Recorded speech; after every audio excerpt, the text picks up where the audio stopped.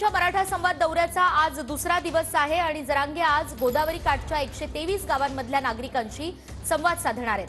तर आज जालन्यातील बदनापूर या ठिकाणी जरांगेंची मराठा संवाद सभा होणार आहे आणि याच संदर्भात आपण अधिक जाणून घेणार आहोत आपले प्रतिनिधी दत्ता कनवटे यांच्याकडून। दत्ता, दोन महत्त्वाच्या घडामोडी म्हणजे आज मनोज जरांगे पाटील यांची मराठा संवाद सभा आणि दुसरं म्हणजे आज पुन्हा एकदा सरकारचं शिष्टमंडळ जरांगेंची भेट घेईल।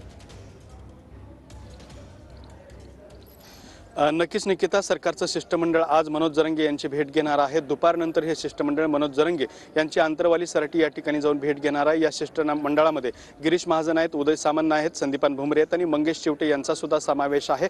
खरं तर 24 तारखेचा जो मनोज जरांगे यांनी अल्टिमेटम दिलेला आहे आणि त्या संदर्भात 23 तारखेला ते इशारा सभा घेऊन पुढच्या आंदोलनाची दिशा ठरवणार आहे। तर पुढचं आंदोलन मनोज जरांगे यांनी करू नये, सरकार त्यांच्या मागण्यांची पूर्तता करण्यासाठी सर्वतोपरी प्रयत्न करत आहे। सरकारला ही पूर्तता करण्यासाठी आणखी वेळ वाढवून द्यावा अशा स्वरूपाची मागणी सुद्धा या शिष्टमंडळाकडून केली जाणार आहे। त्याचबरोबर सरकार मनोज जरांगे यांच्या मागण्यावरती कशा पद्धतीने गंभीराने आतापर्यंत काय काय केले याचा सुद्धा आढावा जो आहे तो मनोज जरांगे यांना दिला जाणार आहे आणि मनोज जरांगे यांनी पुढचं जे आंदोलन आहे ते आक्रमक स्वरूपाचं करू नये यासाठीचे सुद्धा प्रयत्न केले जाणार आहे। तर दुसऱ्या बाजूला मनोज जरांगे यांच्या संवाद दौऱ्याचा 5वा टप्पा सुरू झालेला आहे।